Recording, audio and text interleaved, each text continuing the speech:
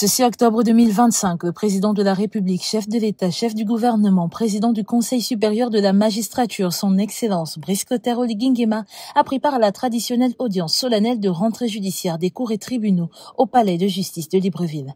La dite cérémonie s'est déroulée en 2 étapes. La première avec l'audience solennelle d'installation du premier président de la Cour des comptes et la seconde avec l'audience solennelle de rentrée judiciaire. La Cour des comptes a vu arriver à sa tête M. Alex Moutiangou en remplacement de M. Alain Christian Elangui, président sortant de la juridiction. Chevalier dans l'ordre national du mérite gabonais, le nouveau président de la Cour des comptes a été décrit comme un citoyen et un magistrat exemplaire.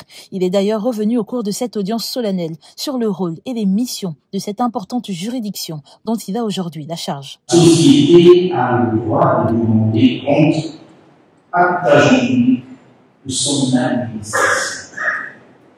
C'est sur le fondement historique de cette exigence de reddition des comptes que la Cour des comptes exerce son office au nom et pour le compte de la société.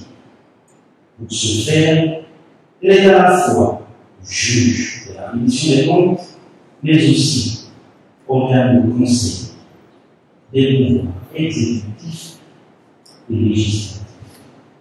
En qualité de juge, la Cour des comptes juge les comptables, les ordonnateurs, les ministres, les directeurs généraux de l'administration centrale, les directeurs généraux d'établissements publics, ainsi que toute personne qui détient irrégulièrement l'argent public.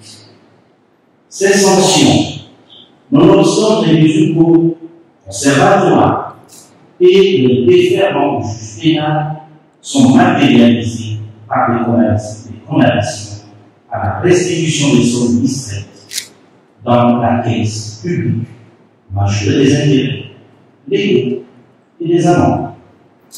En qualité de conseil du gouvernement et du Parlement, la Cour des comptes, par ses contrôles, formule des recommandations qui constituent des outils à la décision dans la conduite des politiques publiques et de la mission constitutionnelle de contrôle et des législateurs, des députés et des sénateurs dans le domaine spécifique des finances publiques.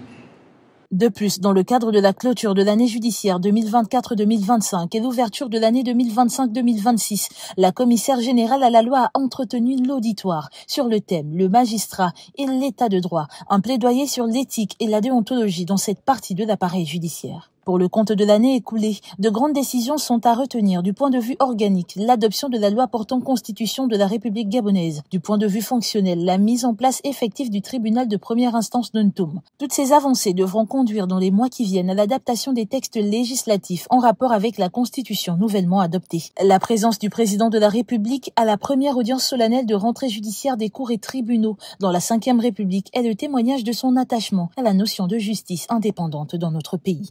C'est à cet effet qu'au terme de ces audiences, le président du Conseil supérieur de la magistrature a visité le site de construction du tribunal de première instance de Libreville, dont les travaux sont d'ailleurs en phase de finition. L'agrandissement de cette structure et la réhabilitation de nombreux tribunaux à l'intérieur du pays permettront de dynamiser les activités et les actions de l'appareil judiciaire en exercice au Gabon.